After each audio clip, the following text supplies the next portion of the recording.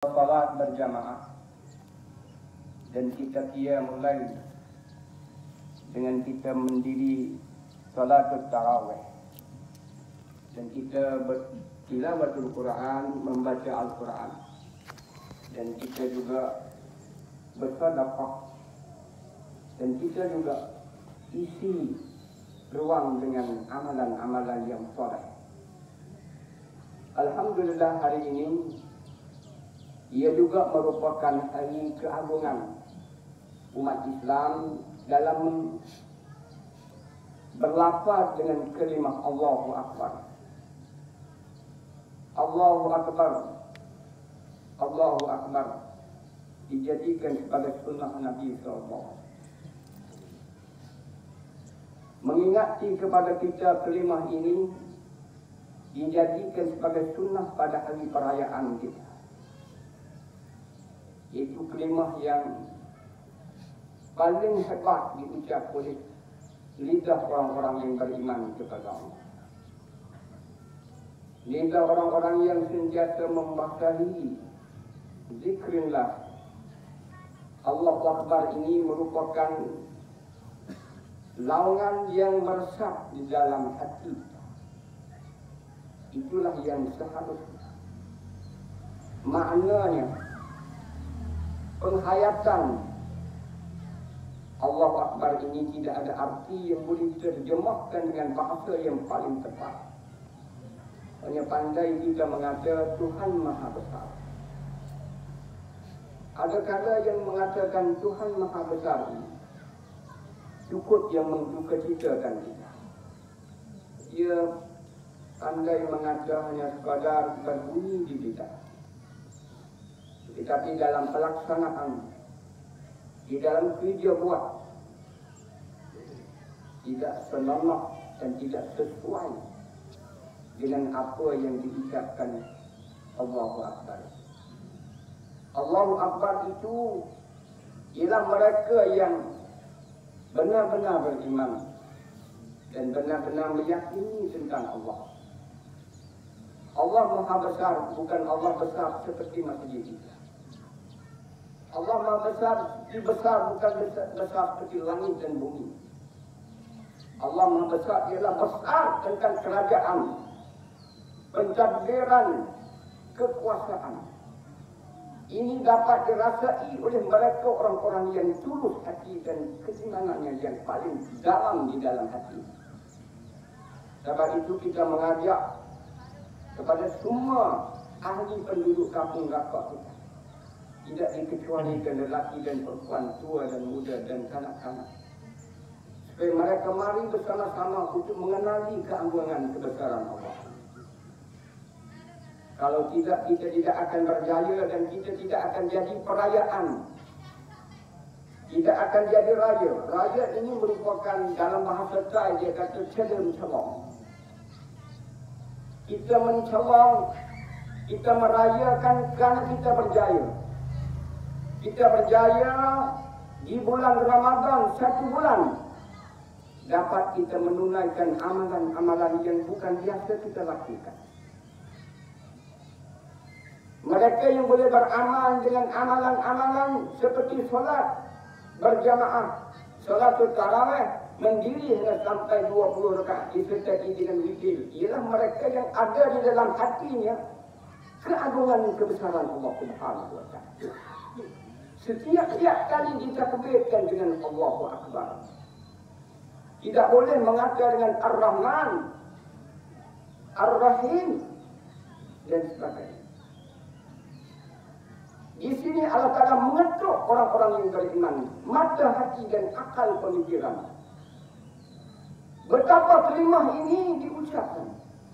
Bila kita lihat Allahu Akbar, bila kita memandang Allahu Akbar, bila kita terkejut Allahu Akbar.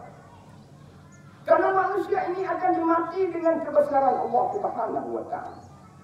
Bukan dimati oleh kuasa ajaib, syaitan, jin dan penyakit COVID, corona dan sebagainya.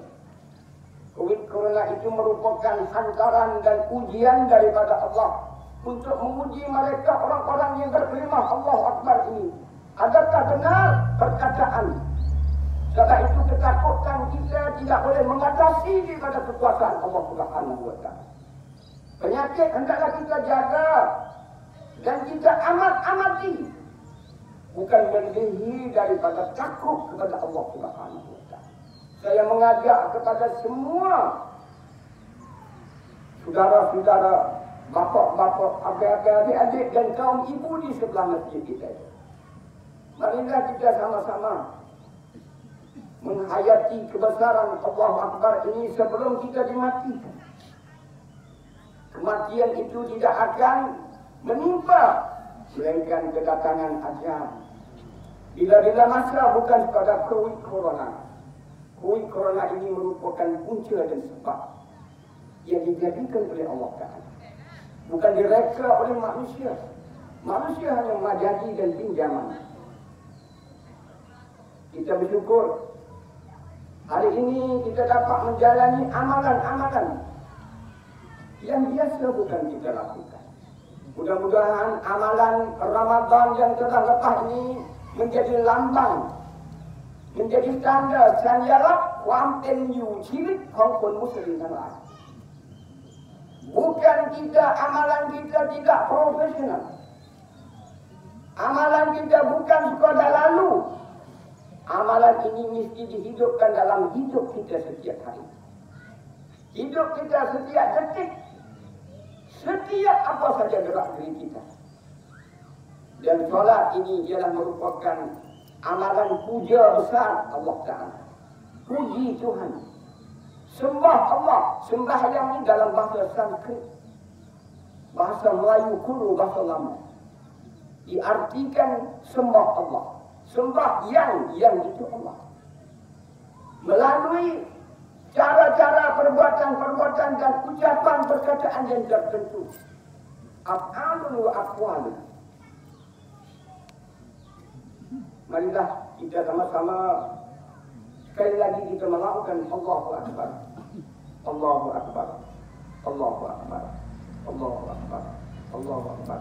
Wallahil hamd. Kepada Allah kita memuji.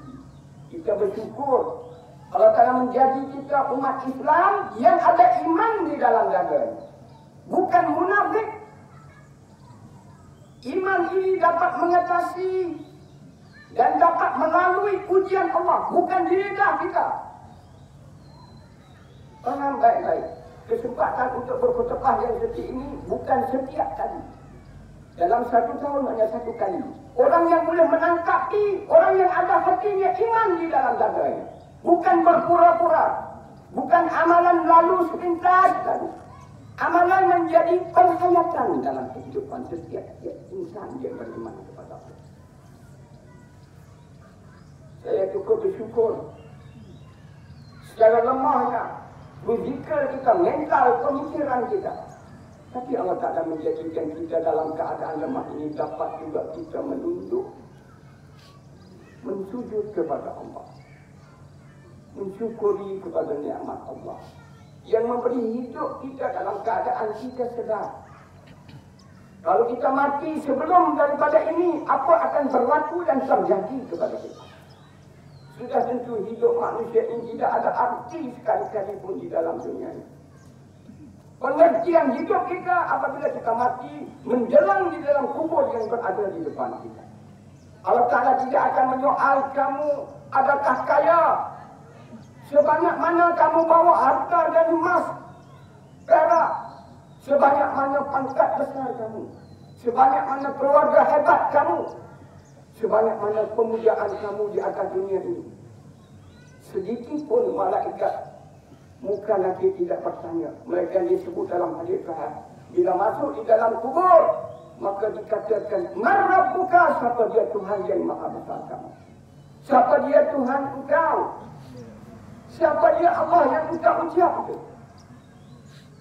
Saya mengajak diri saya, bukan saya melantangkan suara besar ini untuk bertakabur, untuk menghina, untuk mencaci, untuk memperlekehkan. Tadi itu merupakan satu cara dan gaya bagaimana untuk menyentuh hati orang-orang beriman ini, supaya berpaling mereka itu kepada benda-benda yang palsu, Benda-benda yang tidak ada manfaat di atas dunia ini selepas dia mati. Ingatlah kita ini merupakan hidup kita sementara di dunia. Kita sakit pun kita rasa cukup pilu dan rasa sedih.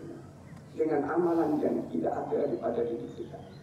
Dengan keimanan yang tidak membuat persiapan untuk sedia dalam menghadapi alam yang akan bertemu dengan hakikat yang sebenar. Mudah-mudahan memberi manfaat, memberi berguna dengan sangka baik kita.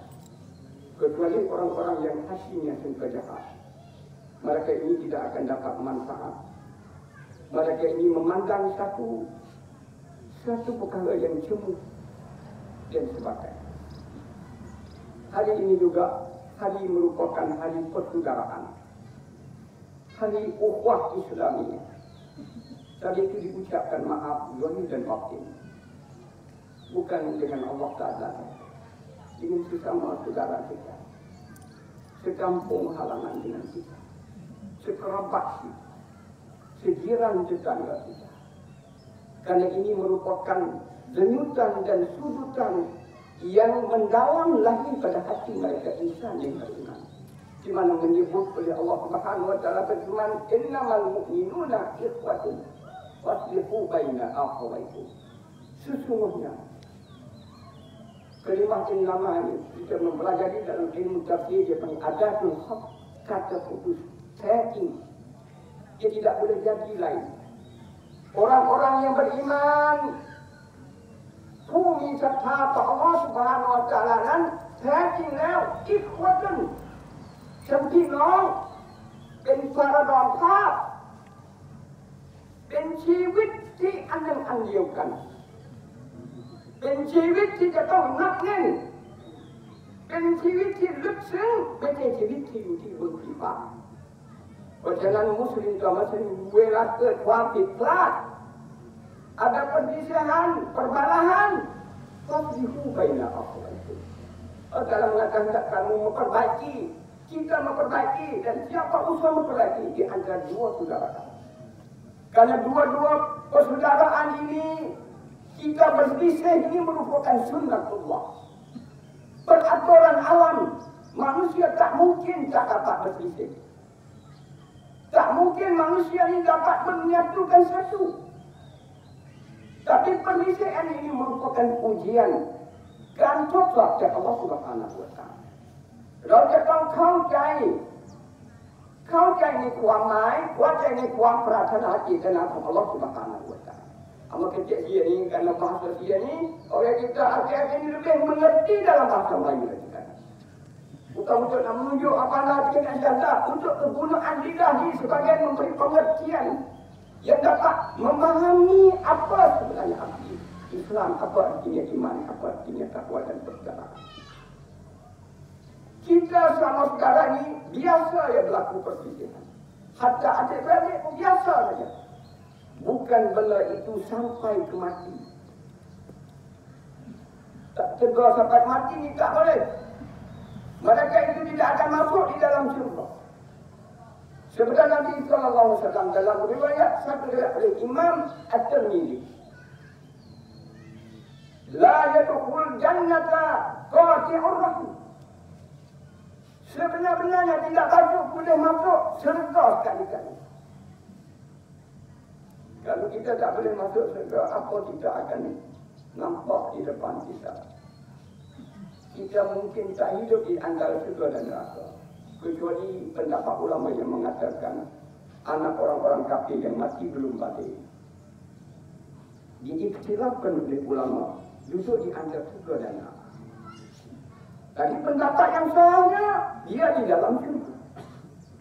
Maka syurga dengan neraka ini, kalau kita tidak boleh masuk syurga, kita akan menjatuhkan di dalam neraka oleh Allah Subhanahu.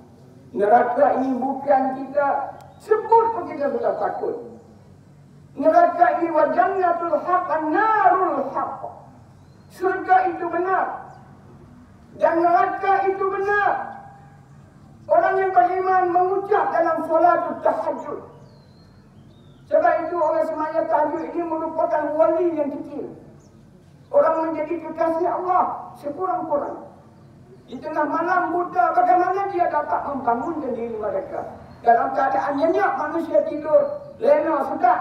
Tapi dia bangun di tengah malam, berbisik hatinya dengan Allah Subhanahu wa Ta'ala, memuji Tuhan, membenar Tuhan, membenarnya neraka Allah. Bukan neraka adalah andaian diada-adakan. Neraka ini cincin.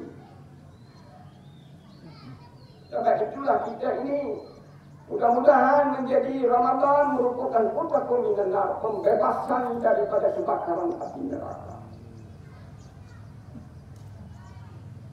Hari ini hari persaudaraan. Kita kasih sayang sesama kita, sama kerabat kita, sama anak-anak kita, sepupu boyan kita, jiran kita, sekampung kita. Dan amal juga mengambil kesempatan ruang untuk pada ini memaafkan kepada semua ahli penduduk Korea yang jadi makmum saya.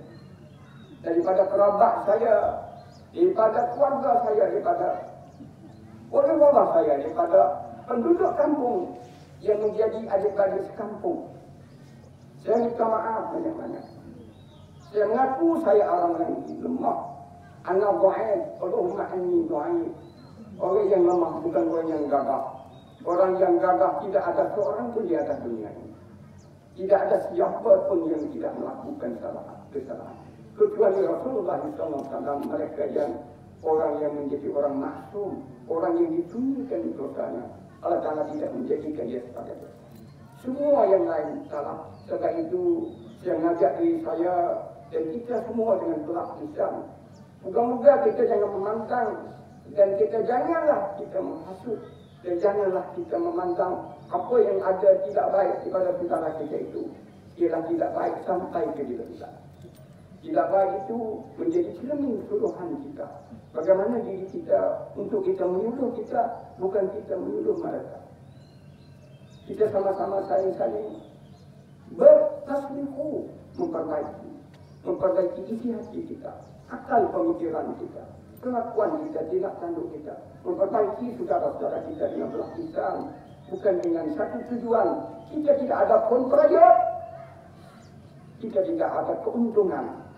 Kita ada moga-moga kita harap keikhlasan. Walaupun bercampur aduk pun amalan kita, tapi pengharapan kita pada saat akhir ialah keikhlasan Allah Subhanahu. Minal mukhlisin. Tentang saudara ini juga kita tidak ketinggalan. Di hari ini hidup umat Islam merata-rata di dunia ini menghadapi bencana kerusakan, bencana alam, bencana kezaliman, bencana penindasan daripada orang-orang yang bukan orang Islam. Kita melihat di mana berlaku di bumi Palestin. Bumi yang menjadi bapak nenek kita dalam sudut kerohanian dan kejiwaan. Para nabi dan rasul itu dilahirkan di bumi ini. Subhanalladzi asra bi 'abdihi lailan minal masjidil haram ilal masjidil aqsa barakna haulahu linuriyahu min ayatina. Di dalam ayat ini Allah menyatakan subhanalladzi maha suci Allah asra bi 'abdihi yang telah menjalankan hamba-Nya yaitu Nabi kita SAW dalam perjalanan Isra dan Mi'raj. Daripada Masjidil Haram kepada Masjidil Aqsa yang terletak di bumi Syam. Apa dikatakan Palestin. Saya tidak nak membesarkan isu ini. Tapi hendaklah paham. Bila kita tidak ambil peduli hal ini, setelah kita peduli diri kita dan saudara mara kita di sini. Kita tak peduli ini dalam satu riwayat Rasulullah SAW dengan menyatakan laisa minna man lam yahtamma bi amril muslimin atau bi umuril muslimin. Laisa minna, bukan di kalangan kami kamu itu. Yakni mereka man lam yahtamma, mereka yang tidak peduli, tidak kesian belas, tidak bantu, tidak doa. Diambil muslimin dengan urusan pekerjaan umat Islam yang melata hidup di permukaan bumi. Umat Islam 22,000 juta di atas permukaan bumi. Nombor 2 setelah agama Kristian. Maaf saya angkat tangan. Kalau khutbah tak boleh angkat tangan makruh. Tapi terlalu gairah dan hajat sangat untuk menarik perhatian ini. Dan guna dalam gaya bahasa perkataan Melayu, bukan bahasa Malaysia ini, bahasa Petani. Orang Melayu hendak memaham kitab-kitab Torah, kitab-kitab yang termaktub dalam kitab Taurat seperti Faridatul Faraid, Muniyatul Musali, Aqidatul Nabi. Dia tulis dalam bahasa Melayu ni, bahasa kita, bahasa ibunda kita. Tapi sayang sekali umat Islam Melayu di kota ini sudah kehilangan bahasa ibunda mereka. Dengan kataan kecek kampung, kampung-kampung tak ada apa. Bahkan kita menghadap di zaman ASEAN. Perlu kita berada dalam gelombang di dalam wewenang penyebaran bahasa Melayu. Supaya dapat kita memiliki kitab-kitab syariah dalam kitab-kitab Torah, kitab-kitab pondok dan sebagainya. Umat Islam bila tak peduli urusan orang Islam susah. Laisa minna, dia bukan di kalangan. Karena iman itu bergantung tahu dengan amalan-amalan saudara Islam. Bukan di sana senang, kita senang. Bukan di sana susah, kita senang. Kita harus merasai senang dan susah bersama-sama. Itulah hakikatnya kita. Walau ucapan kata, tapi sudah yang mungkin supaya kita ada perasaan ini. Karena sabda Rasulullah SAW dalam riwayat mengatakan,